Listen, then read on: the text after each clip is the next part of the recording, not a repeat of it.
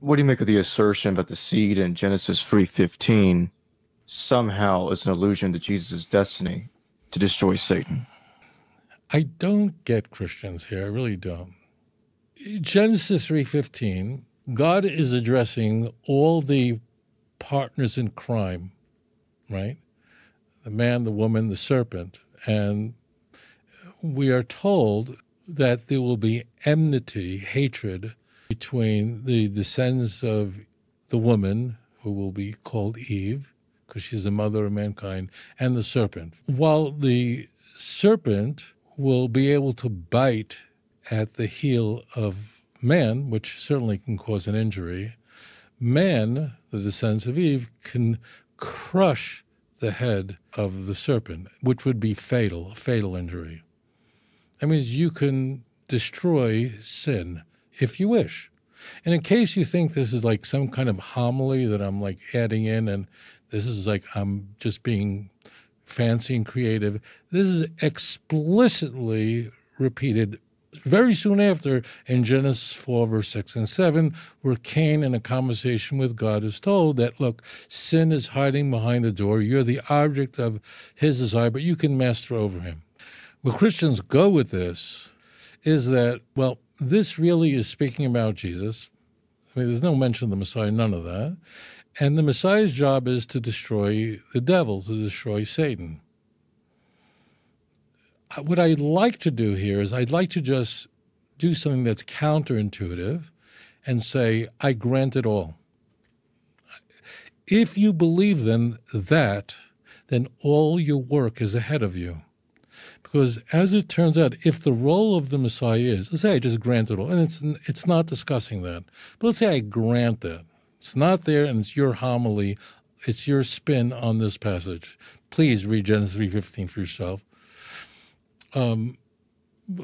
That can there be a greater proof that Jesus is not the Messiah than Genesis 3:15? That means if I grant everything, I concede it all. Genesis 3:15 really is an allusion to the Messiah, and when the Messiah comes, sin will come to an end. And incidentally, sin will come to an end in the Messianic age. Well, did Jesus destroy Satan? No. Now, you remember in The Passion of the Christ, Melvin Gibson's film, the snake is stepped on. Why? That's why he threw that in there.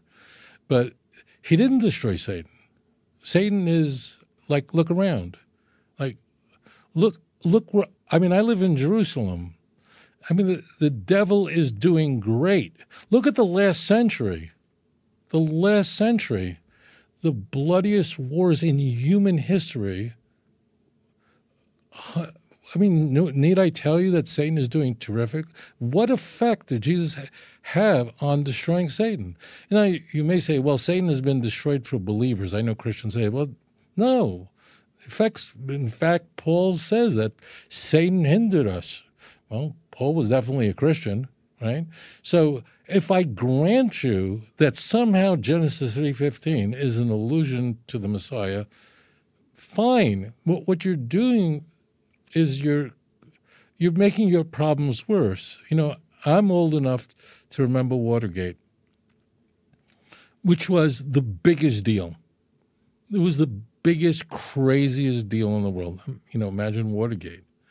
Like now, the news is about, I don't need to tell you, but that was the big thing. And the big thing was the cover-up. And I remember my mom saying, be careful about the cover-up.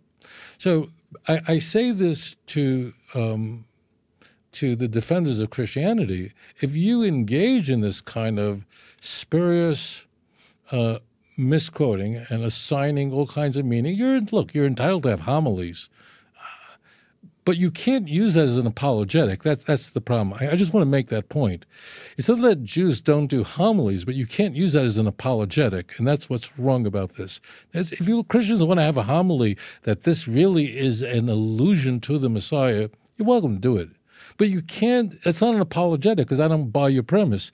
But what I'm sharing with you is if I grant your homily, you have just demonstrated that the core tenet of the Christian religion is completely fatuous. Anyways, thank you for your question. If you enjoyed this program, please like and subscribe. אדון עולם אשר מלך בטרם כל יציר נברא לעת נעשה בחפצו כל אזי